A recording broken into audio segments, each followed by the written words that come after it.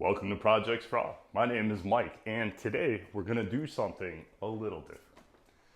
So as you can see, all my stuff is here. Walls are bare. We finally got plywood on this garage, and we can start painting. So this place starts to look like a nice place to review tools. But we have one little problem, and it's in this corner.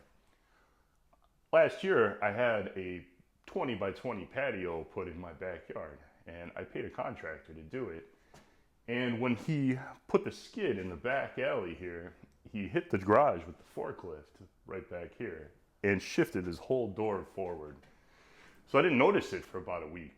I didn't open the door, and the door made a pop noise when it went up and wouldn't shut because the safety eye couldn't see itself. So this whole wall right here is shifted in about 3 inches, 4 inches. It's all pushed in, the door is crooked, and we're gonna have to straighten this out because I wanna put insulation back in here and plywood and paint. So we'll get in here, I'll show you what I'm gonna do. I'm not saying it's the right way to do it or what you should do, but I'll show you what I'm gonna do because I have the resources that I have, and you know, it's gotta get done. All right, so here's what we're working with. You got the plate on the bottom, it's broken in half. There's the stud to hold it down. This whole thing has been pushed back. All of this is back about 3 inches or so. So we got to get the end of this door and these studs here all pushed back about 3 inches. What I'll probably do is take that nut off and then sister just a couple 2x4s in here, sandwich them in, screw them down like crazy, screw this one back together, and I'll call it good enough. But at least I'll have a straight door and a straight wall. Out here in the alley, you can see he hit the forklift right on the bottom here. So you can see how far it moved, maybe 3 inches or so. So we just have to move everything back. I don't really care that this is damaged. I mean, I care, but what am I gonna do? So here's the plan, at least how I envisioned it in my head.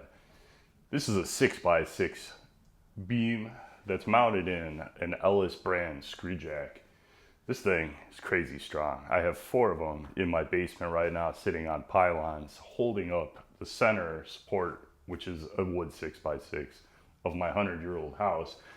And I know they're reliable and safe to use. So what I'm gonna do is get this timber up under this header and push up, hopefully not a ton, but hopefully enough to take the pressure off this right here, and I can push it back 3 inches and straighten this out. So let's see what happens.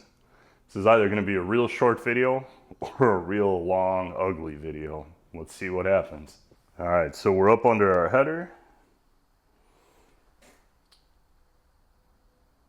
And then at the bottom, I put it on a 1/4 inch piece of plate, hopefully not breaking up the floor. And we got it right there. Hopefully there's enough space to get a pry bar in there to get that thing turning. So let's turn it and see what happens.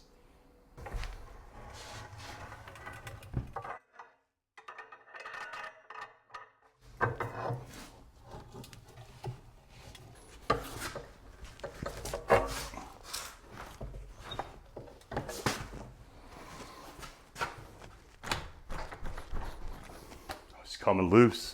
Coming loose.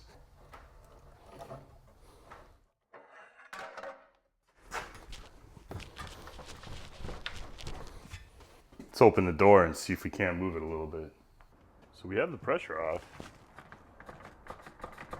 and we can get it to move, but it just springs back. Even if you hit it with the sledge, it just pops right back, which is what I kind of expected.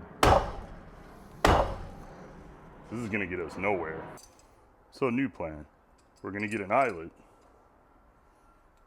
back in here, hook it up to a ratchet strap, get my truck back here in the alley, we'll hook it up to the hitch on my truck and we'll pull it straight, and then we can let the pressure off nice and easy.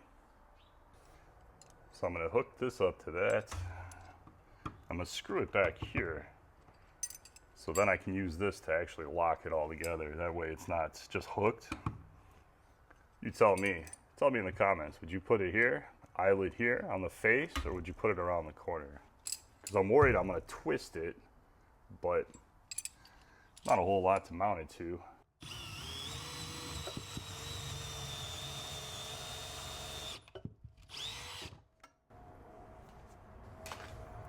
That's a big spider right there.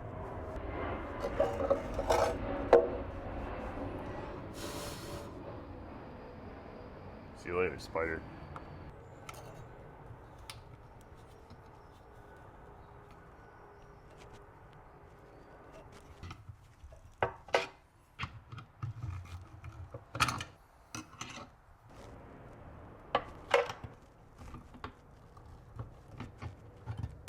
All right, that'll do it. Let's go get the truck and the ratchet strap. See what happens. When we took the pressure off this, it already moved about an inch back out. So just taking the pressure off helped it out. Well, let's hit the ratchet strap. The nice thing about doing it this way is we go nice and slow.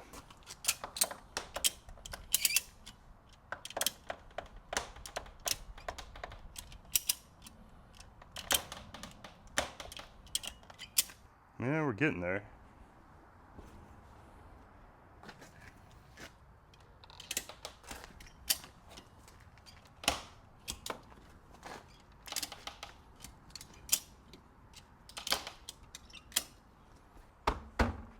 That looks pretty straight. Could probably go another 1/4 inch or so. So here's one thing I didn't anticipate. When we pulled this back straight, I expected this plate here to close back up. But yeah, no bueno. It's that wall's just broken. So it's separated. It is what it is. I'll have to put up with it, or I'll have to deal with it. We'll just sister a couple 2x4s on top of it, screw it all together, and call it good enough. At least the wall's straight.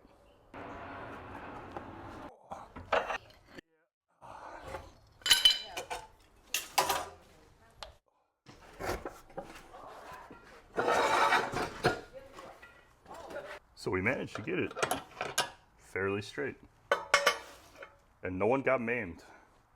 What's sad about this, it's still broken. You can see the gap back here. I can put my finger in here. So it is what it is. It's a lot more square than it was, and my door will go up and down straight, but let's check that out. Pull this thing out of here. Let's shut the door. Let's call this a win. All right, moment of truth.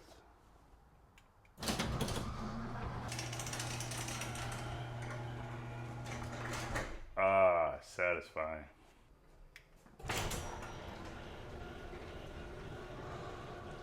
So no way am I saying you shouldn't trust a contractor, because we all have to trust a contractor occasionally. But all I'm saying is, what my problem is, I always focus on watching the job I pay them to do and not the little details, like dropping a skid in the alley.